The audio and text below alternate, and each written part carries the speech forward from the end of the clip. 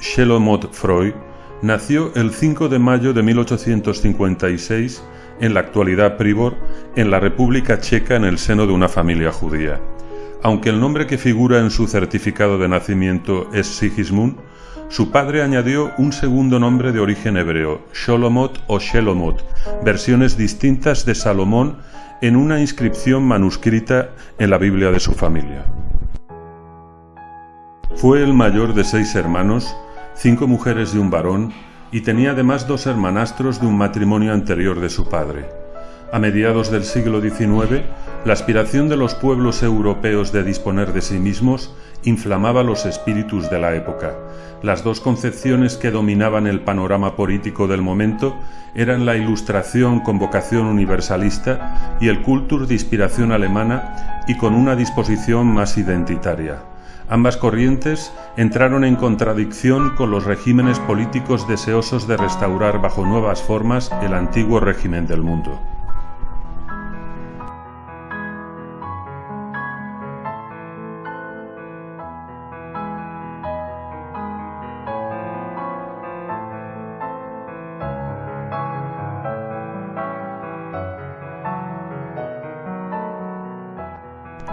La burguesía industrial procuró entonces unificar no a los hombres entre sí, sino naciones jerarquizadas y concebidas como entidades distintas las unas de las otras, cada una de ellas asimilada a la suma de sus particularismos.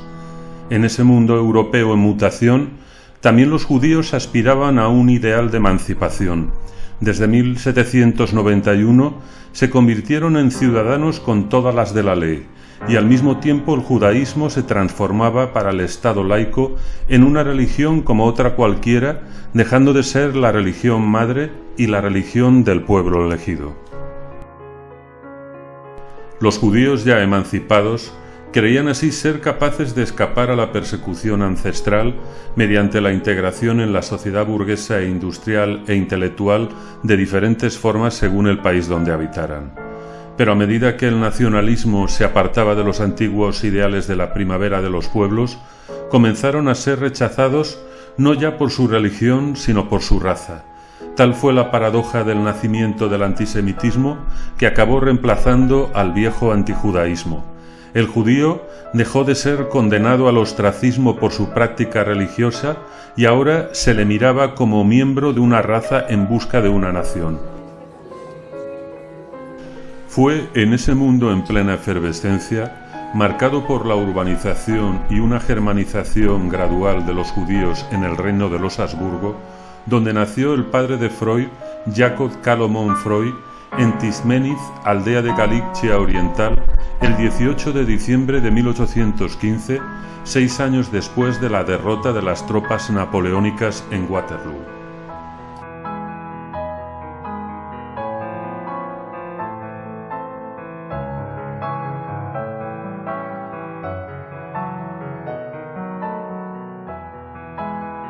Como muchos judíos establecidos en la Europa oriental, su padre Shalomot Freud ejercía la profesión de comerciante. Tras el nacimiento de su hijo mayor, la mujer de Shalomot, Pepi Hoffman Freud, trajo al mundo 2 varones, Abae Joseph y una niña. Comerciante de lanas en Breslau, Abae tuvo muy poca suerte con sus hijos, un varón hidrocefálico y débil mental y otro que se volvió loco. Al pensar en sus tíos y sus primos durante su viaje a París en 1886, Freud, por entonces ferviente admirador de Jean-Martin Charcot y convenido del origen hereditario de la neurosis, no vacila en afirmar que una tara neuropatológica afectaba a su familia y agregaba que estas cosas eran muy corrientes en las familias judías.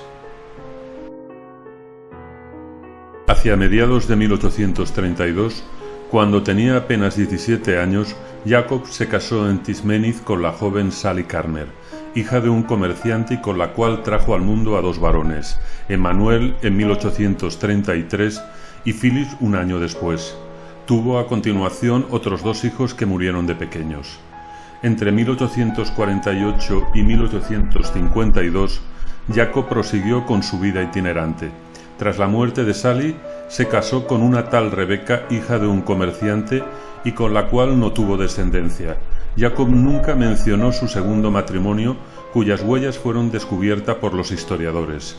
¿Había repudiado a Rebeca? No hay ninguna prueba de ello. Algunos comentaristas inventaron toda una novela sobre esa segunda esposa y cuya existencia Freud desconocía.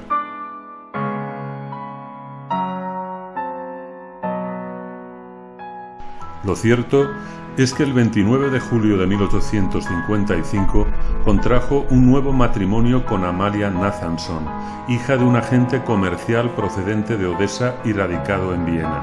Imperiosa, autoritaria y sin duda mucho más afligida que su madre y su abuela por esa falta de libertad individual, Amalia se negó a dejarse encerrar en la cárcel de un modelo familiar condenado a la extinción.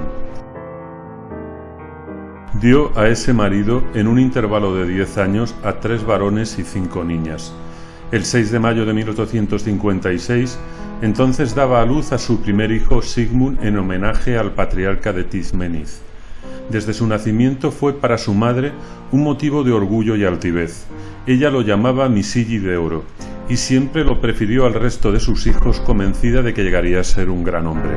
Su padre, que ahora se adhería a la Ilustración judía, pensó que su hijo podía acceder a un destino distinto al de sus antepasados, por lo cual encauzó la educación de su hijo al saber y no al negocio.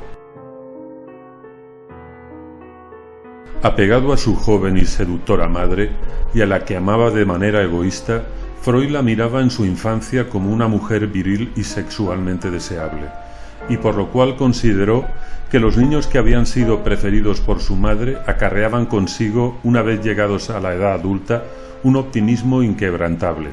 En realidad jamás pudo dilucidar la índole del vínculo que le unía a su madre. Con su nani descubrió otro aspecto del amor maternal. Contratada como niñera, Mónica Zajic le brindó un afecto y sensualidad del que careció con su madre. Ardiente católica, le descubrió a Freud la segunda religión monoteísta, la religión de la carne, del pecado, de la confesión y de la culpa. En 1905, en los 3 ensayos de teoría sexual, Freud afirmó que las nodrizas poco concienzudas acariciaban los órganos genitales de los niños para adormecerlos. Así se abrió paso a paso la idea de que Freud había sufrido abusos de su nodriza, como tantos otros rumores del fundador del psicoanálisis. En 1860 la familia Freud se instaló en Leopoldstadt, un suburbio popular de Viena poblado de judíos pobres que residían a veces en viviendas insalubres. Aunque Jacob nunca logró ser un comerciante próspero, sí pudo asegurar una vida decente a una numerosa prole. De esta época procede la identificación de Freud con las figuras de los conquistadores, Aníbal, Alejandro o Napoleón, y de lo cual se reflejaba que estaba dispuesto a vengar al padre o incluso superarlo. De ese modo, se afirmó en el imaginario del joven la preocupación por restablecer el recuerdo de un poder patriarcal que no dejaba de deshacerse ante su vista. Freud se asoció a la historia de los hijos de la burguesía comercial judía del Imperio austrohúngaro, obligados a despojarse de su judaísmo para ser intelectuales o científicos. Para vivir como judíos, habían tenido que adoptar la cultura griega, latina o alemana. Fascinado desde su edad temprana por una concepción de la libertad humana, Freud, llegado a la adolescencia, tuvo con respecto a su propia sexualidad una actitud ambivalente. Judío sin Dios, puritano emancipado capaz de dominar sus pulsiones y criticar los prejuicios del puritanismo, presentó de sí mismo la imagen de un rebelde bien ordenado, apasionado desde su infancia por los misterios y extravagancias de la sexualidad humana. Como la mayoría de las mujeres de su generación, las hermanas de Freud no tuvieron otro destino que el de convertirse en esposas, madres o sirvientes, y no recibieron ninguna formación intelectual que les permitiera escapar a su condición. Ana fue la única hermana que estudió para ser maestra.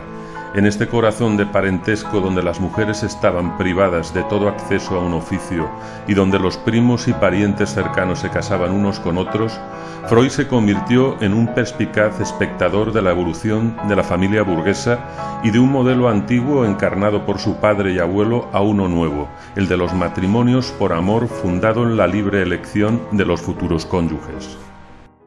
La sociedad de la segunda mitad del siglo XIX amenazaba a dar libre curso a la peligrosa irrupción de lo femenino, es decir, a la sexualidad calificada de histérica o nerviosa, juzgada así por no estar sometida a la función materna. A Sigmund Freud le fascinó la irrupción del deseo femenino, que lejos de rechazarlo quería aprender su significado, explorarlo y verbalizarlo.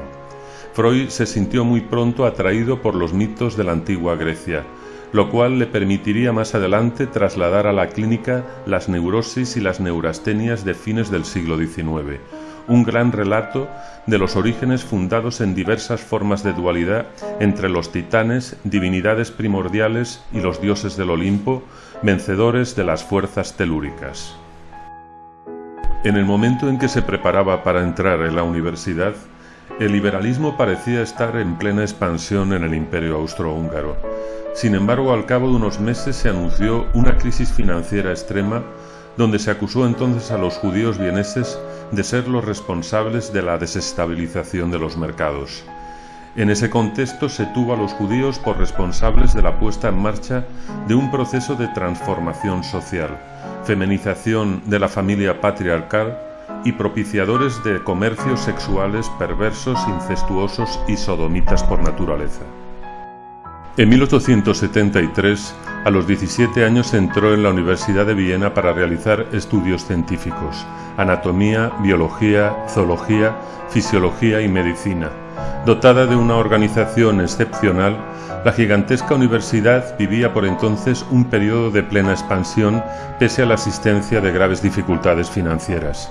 En el ámbito de las ciencias naturales era una de las mejores de Europa y entre sus figuras más relevantes destacaban Karl Klaus, profesor de anatomía comparada y zoología, y que había introducido el pensamiento darwiniano en Austria. También sobresalían Ernst Wilhelm von Krug, médico y fisiólogo de origen berlinés perteneciente a la corriente positivista, y la corriente antivitalista representada por Hermann von Helmholtz y Emile Dubois-Reymond. Para comprender el papel desempeñado por esa enseñanza en la trayectoria de Freud y sobre todo en su elaboración de una nueva dinámica materialista de la psique, hay que recordar que a finales del siglo XIX la fisiología dominaba los estudios médicos. En 30 años los fisiólogos terminaron por imponerse como representantes de una nueva especie de vanguardia de la medicina de lengua alemana, y aplicaron su modelo a la neurología y la psicología para unirlas y separarlas de la filosofía especulativa.